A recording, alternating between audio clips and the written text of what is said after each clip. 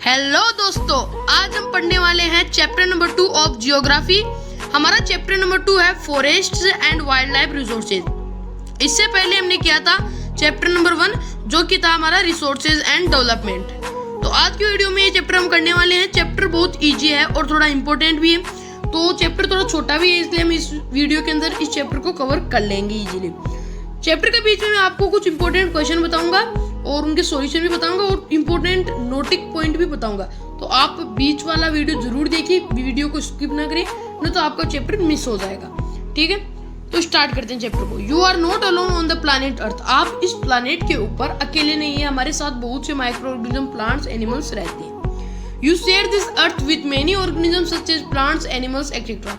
हम इस planet earth को बहुत से ऑर्गेनिज्म जैसे कि प्लांट्स, एनिमल्स या फिर कोई माइक्रो ऑर्गेनिज्म है उनके साथ इस प्लैनेट को शेयर करते हैं। यानी कि इस प्लैनेट पर केवल ह्यूमंस ही नहीं है अकेले, ह्यूमंस के साथ भी बहुत से ऑर्गेनिज्म रहते हैं। So plants, animals and humans lives on earth together is called ecosystem. ये डेफिनेशन याद रखना, प्लांट्स, एनिमल्स और ह्यूमंस इस अर्थ के ऊपर एक साथ रहते हैं, तो एक साथ रहकर वो इकोसिस्टम बनाते हैं। यानी कि वो एक साथ रहते हैं तो उसी को बोलते हैं हम ecosystem. Plants, animals and humans make ecosystem. ये तीनों मिलकर ही इकोसिस्टम का निर्माण करते हैं। बस ये डेफिनेशन याद रखना आप। So in this ecosystem forest plays a very important role. So इस इकोसिस्टम के अंदर फॉरेस्ट है ना हमारा, वो एक बहुत बड़ा रोल प्ले करता है।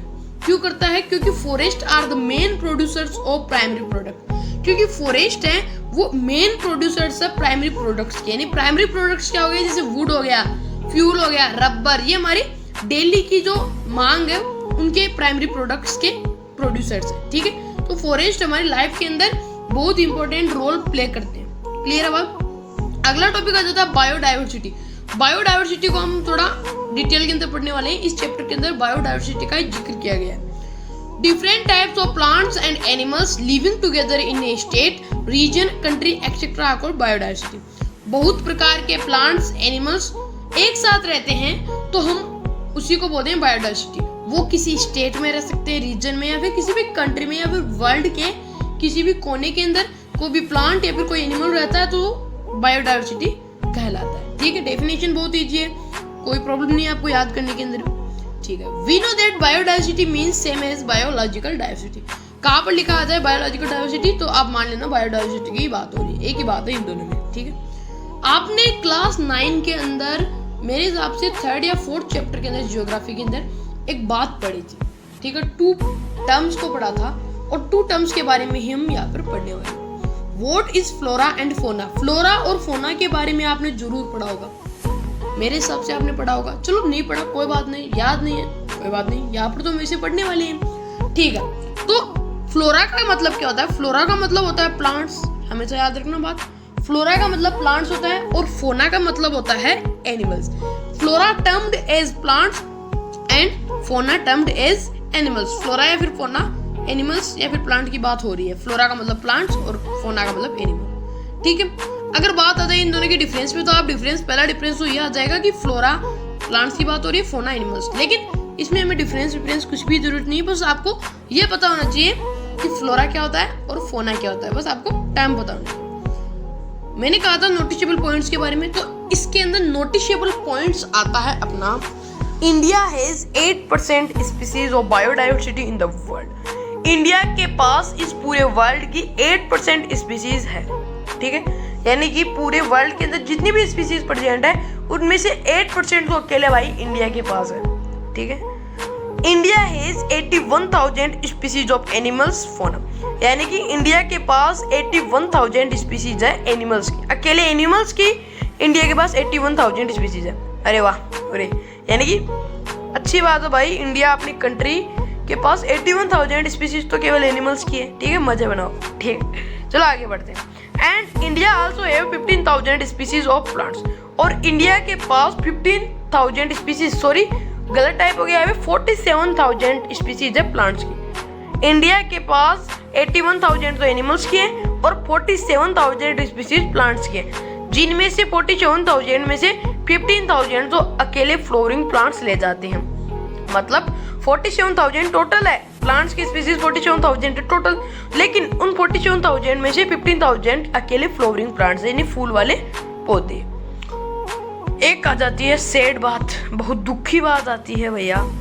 दुख की बात क्या है, चलो वो भी देख लेते हैं। दुख की बात यह है कि इंडिया के अंदर 10% फ्लोरा है वो एक्सटिंक्शन पर है, यानी थ्रेटन के अंदर है, और 20% मेमल्स है वो भी थ्रेटन के अंदर है, यानी कि 10% फ्लोरा खत्म होने की कगार पर खड़े हैं, यानी खत्म होने वाले हैं, और 20% मेमल्स भी खत्म होने वाले हैं। ये बात आप याद रखना हमेशा, ठीक है।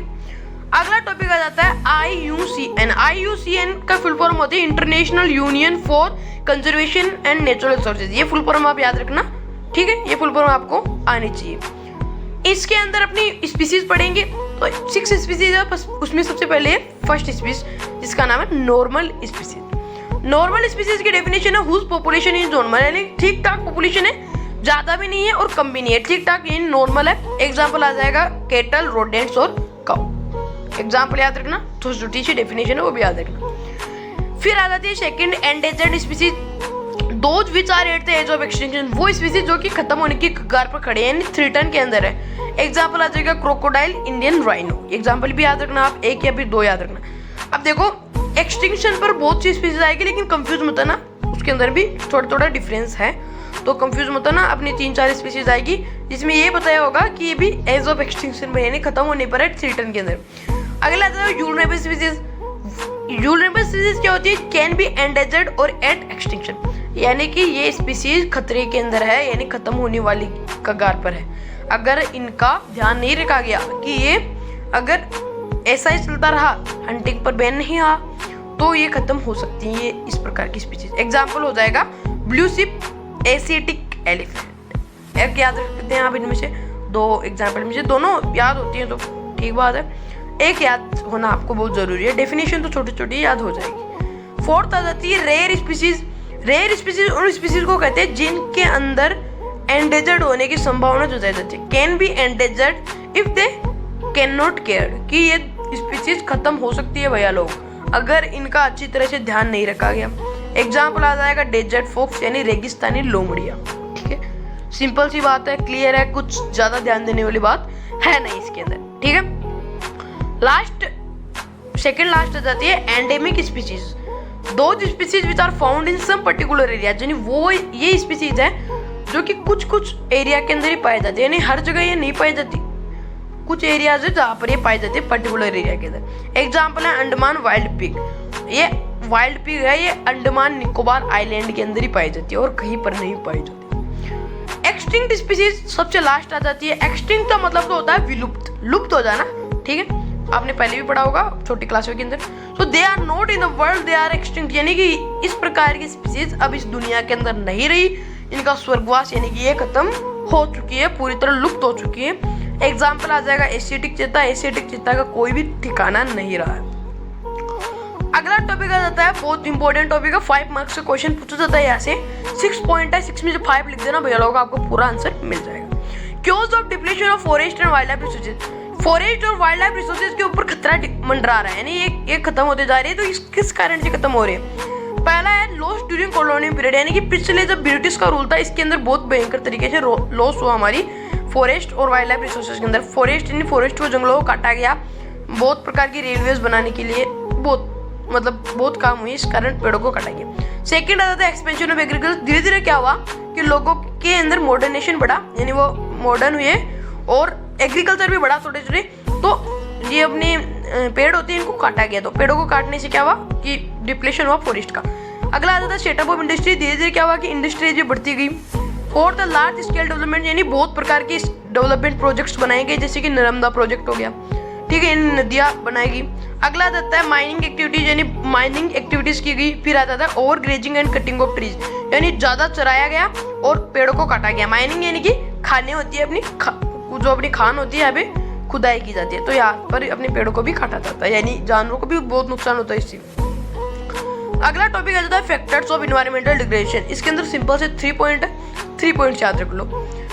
यानी इन्वायरमेंटल डिग्रेडेशन हो रहा है तो ये किस कारण से हो रहा है, यानी इन्वायरमेंट अपना पोल्यूट होता है या फिर इन्वायरमेंट डिग्रेड होता है तो किस कारण से हो रहा है। फर्स्ट है इसके अंदर अनइक्वल एक्सेस ऑफ रिसोर्सेज, यानी रिसोर्सेज का एक्सेस इक्वल नहीं, यानी किसी के पास रिसोर्सेज ज़्यादा है भाई तो किसी के पास कम है, तो किसी के पास ज़्यादा किसी के पास कम, तो ये क्यों हुआ कम? ठीक है, तो ये भी तो एक रीजन है। तो दूसरा देता है अनइक्वल कंज्यूमशन ऑफ रिसोर्सेज, कोई रिसोर्सेज को ज़्यादा ले रहा है तो कोई कम ले रहा है, यानी कंज्यूम कोई कम कर रहा है तो कोई ज़्यादा कर रहा है। थर्ड आता है differential sharing of responsibilities for environment, कि कोई तो कह रहा है कि एनवायरनमेंट को बचाओ भाई, कोई कह रहा है कुछ नहीं होगा, एनवायरनमेंट को ऐसे ही रहने दो, पॉल्यूट होता है तो होते रहो, तो इसके कारण भी एनवायरनमेंट अपना डिग्रेड होता है। अगला पॉइंट आ जाता है अपना conservation of forest and wild life resources, कि फॉरेस्ट और वाइल्ड लाइफ रिसोर्सेज को अगर मान लीजिए हमने कंजर्व किया, बचाया, तो इनको बचाने से हमें फायदा क्या हुआ भाई? बहुत फायदा हुआ, 3-4 फायदे हो गए अपने। पहला फायदा ये हुआ कि इट बैलेंसेस इकोसिस्टम, ये अपने इकोसिस्टम को बैलेंस रखता है। इकोसिस्टम के अंदर क्या आता है? Air water soil, air water और सॉइल तीनों बैलेंस रहेंगे। क्लियर? सेकंड आ जाता है it also preserves the diversity of flora and fauna, अगर भाई इनको बचाएंगे तो ये हमारी जो फ्लोरा और फोना है इनकी डाइवर्सिटी को खतरे से बचाएंगे। फ्लोरा यानी प्लांट्स और एनिमल्स की डाइवर्सिटी बची रहेगी। लास्ट होता है some organism are dependent on aquatic plants so this helps in fishes, कुछ ऑर्गेनिज्म होते हैं कि जो एक्वाटिक प्लांट पर डिपेंड रहते हैं जैसे फिशेज, उनको भी बचाता है। Indian wild life protection act बहुत इंपॉर्टेंट है, ये एक्ट लागू हुआ था 1972 के अंदर। इस एक्ट का एम क्या था? It aims to protect the fauna, it means to protect the wild life resources. It जो ये एक्ट है इसके जरिए जो फोना यानी कि जो एनिमल्स है इनको बचाया जाता है। 1972 के अंदर ये लागू हुआ था और इस एक्ट का बस काम यही था कि ये जो जानवर होते हैं अपना इनको बचाना था। ठीक है, इसकी डेट याद रखना 1972, और ये Indian wild life protection act है, इसका एम भी याद रखना है कि किस काम के लिए लगाया गया। अगला टॉपिक आ जाता है वही क्लासिफिकेशन ऑफ फॉरेस्ट, यानी फॉरेस्ट कितने प्रकार के होते हैं? फॉरेस्ट लगभग 3 प्रकार के होते हैं आपकी बुक में। पहला आ जाता है जिसके अंदर रिजर्व फॉरेस्ट। रिजर्व फॉरेस्ट इसके अंदर इंडिया के अंदर जो जितना भी टोटल फॉरेस्ट है उसका 1/2 पार्ट यानी आधा पार्ट अपना रिजर्व फॉरेस्ट आ जाता है। दूसरा आ जाता है protected forest. Protected forest 1/3 part है टोटल पार्ट के, और प्रोटेक्टेड फॉरेस्ट उन फॉरेस्ट को कहते हैं जो कि प्रोटेक्टेड फ्रॉम फर्दर डिप्लेशन, यानी जो अपना खतरा उठ रहा है यानी फॉरेस्ट को काटा जा रहा है तो उनके बचाने के लिए प्रोटेक्टेड फॉरेस्ट लागू की गई, यानी इन फॉरेस्ट में कोई नहीं जा सकता। अगला थर्ड आ जाता है unclassed forest, other forest and wastelands, यानी जो भी बाकी के बच गए अपने फॉरेस्ट, यानी बाकी के बचे हुए फॉरेस्ट और वेस्टलैंड्स, जो भूमि बच गई है जहाँ पर चराया जाता है या फिर कुछ भी नहीं किया जाता, वो अपने पास्टर्स मान लीजिए, वो जमीन वेस्ट जो अपनी अनक्लास्ड फॉरेस्ट के अंदर आ जाती है। लास्ट टॉपिक आता है कम्युनिटी एंड कंजर्वेशन। कुछ अपने लाज है, कुछ आंदोलन हुए थे। पहला है जिसके अंदर Sariska tiger reserve in Rajasthan to stop the mining on the area. ये सस्का टाइगर रिजर्व हुआ था राजस्थान के अंदर। क्यों हुआ था? क्योंकि ये जो माइनिंग है हो रही थी किसी एरिया के अंदर वो रोकने के लिए, यानी खाने खोदी जा रही थी, फॉरेस्ट और वाइल्ड लाइफ रिसोर्सेज को नुकसान हो रहा था, जिसके कारण सस्का टाइगर रिजर्व हुआ। अगला है JFM। JFM का मतलब क्या होता है? JFM का मतलब होता है जॉइंट फॉरेस्ट मैनेजमेंट, यानी जॉइंट फॉरेस्ट मैनेजमेंट इसकी फुल फॉर्म है, ये बात आप याद रखना। थर्ड आ जाता है चिपको आंदोलन। चिपको आंदोलन हिमालयाज के अंदर लागू हुआ था, ये इसलिए हुआ था क्योंकि पेड़ों को बचाने के लिए। थैंक्स, नेक्स्ट वीडियो जल्दी आएगा, नेक्स्ट चैप्टर, तो तैयार रहना उसके लिए, चैनल को सब्सक्राइब